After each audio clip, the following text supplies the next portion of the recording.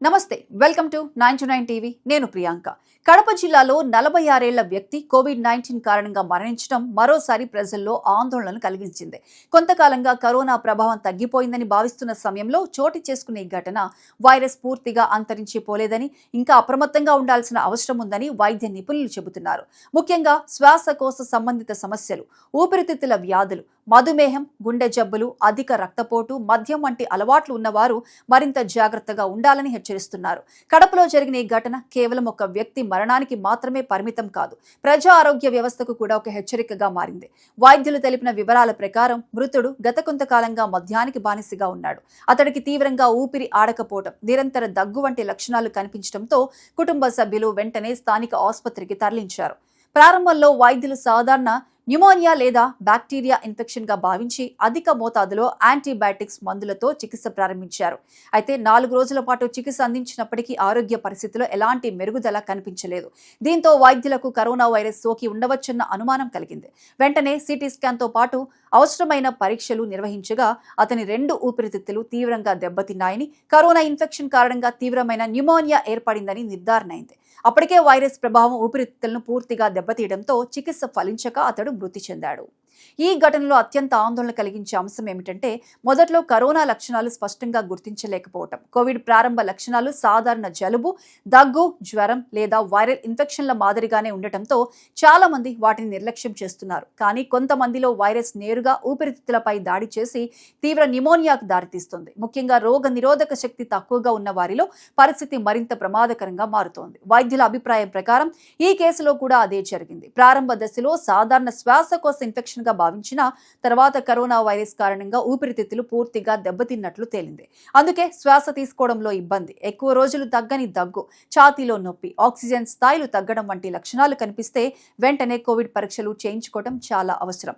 ప్రపంచవ్యాప్తంగా కరోనా మహమ్మారి తీవ్రత తగ్గినప్పటికీ వైరస్ పూర్తిగా అంతరించిపోలేదని ప్రపంచ ఆరోగ్య సంస్థ ఇప్పటికే స్పష్టం చేసింది. కొత్త వేరియంట్లు అప్పుడప్పుడు బయటపడుతూ స్థానికంగా చిన్న కేసులు నమోదవుతూనే ఉన్నాయి.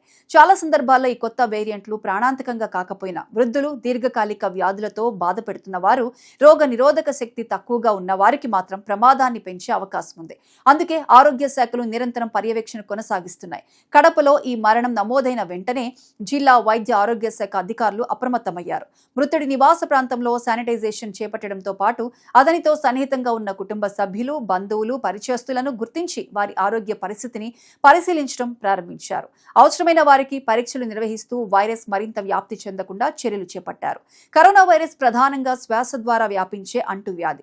ఒక వ్యక్తి దగ్గినప్పుడు, తుమ్మినప్పుడు లేదా మాట్లాడినప్పుడు విడుదలయ్యే సూక్ష్మ బిందువుల ద్వారా ఇతరులకు సోకుతుంది. గాలి సరిగా ప్రసరణ లేని మూసివేసిన ప్రదేశాల్లో వైరస్ వ్యాప్తి అవకాశాలు ఎక్కువగా ఉంటాయి.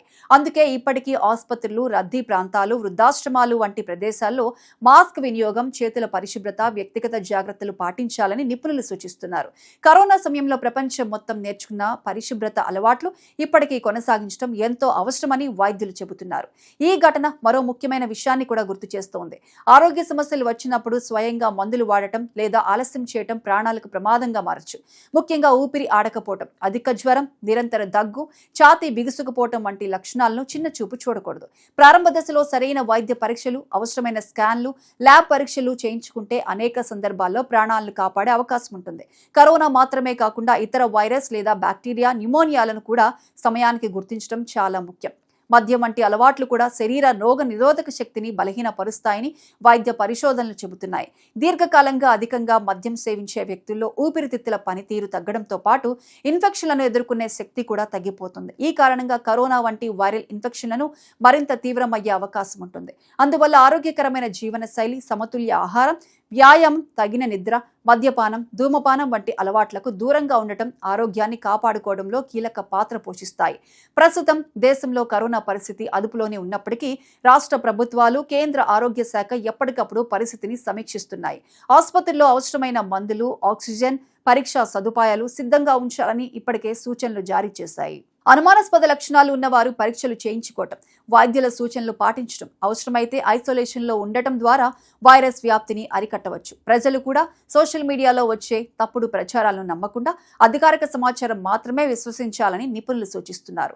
కడపలో జరిగిన ఈ ఘటన ఒక కుటుంబానికి తీరని విషాదాన్ని మిగిల్చినా సమాజానికి మాత్రం ఒక ముఖ్యమైన హెచ్చరికగా నిలిచింది. కరోనా పూర్తిగా ముగిసిపోయిందని భావించి నిర్లక్ష్యం చేయకుండా ఆరోగ్య సమస్యలు కనిపించిన వెంటనే వైద్యులను సంప్రదించడం, అవసరమైన పరీక్షలు చేయించుకోవటం, వ్యక్తిగత పరిశుభ్రత పాటించడం, ఆరోగ్యకరమైన జీవన శైలిని అలవాటు చేసుకోవడం ద్వారా ఇలాంటి ప్రమాదాలను చాలా వరకు నివారించవచ్చు.